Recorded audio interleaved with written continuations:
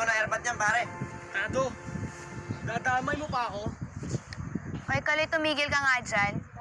Huwag ka lang mareklamo. Ikaw na nga itong tinutulungan. Reklamo ka pa ng reklamo eh.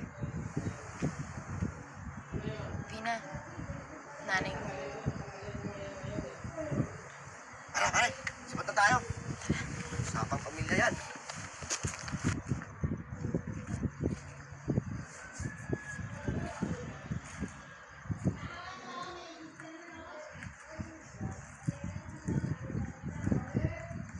Nak, halika na. Umuwi na tayo sa atin.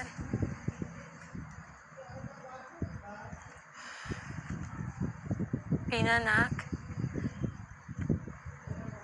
Di ba ikaw nagpali sa akin?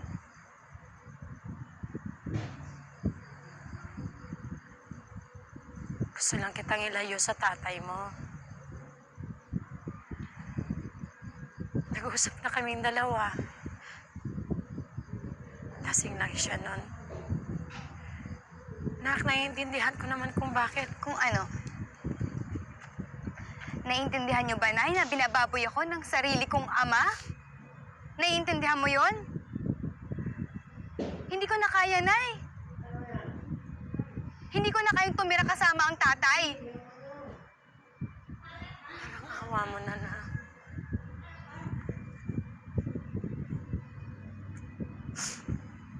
Iwan mo na ang tatay.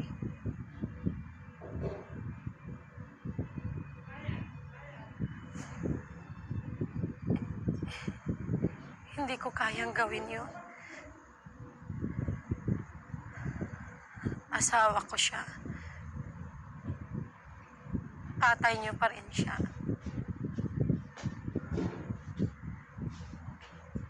Siya lang yung bumubuhay sa atin.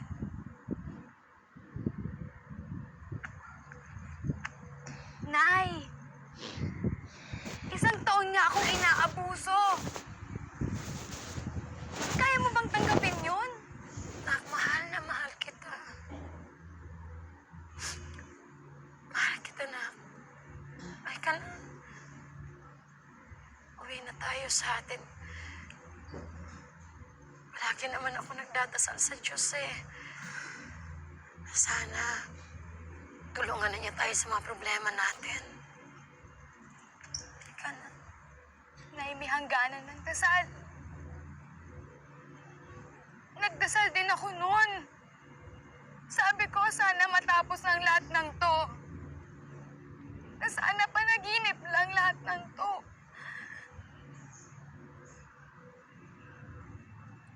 Pero isang taon akong nagtiis.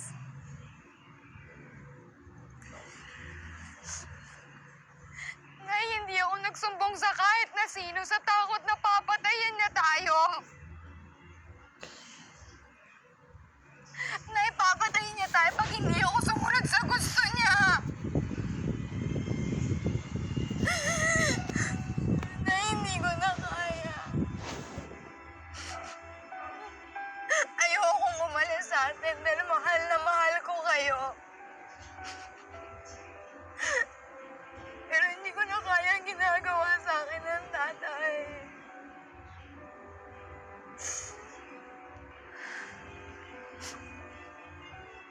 Nak, patawarin mo ako.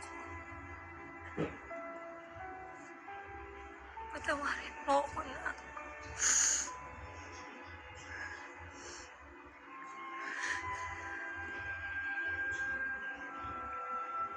Nay, iwan niyo na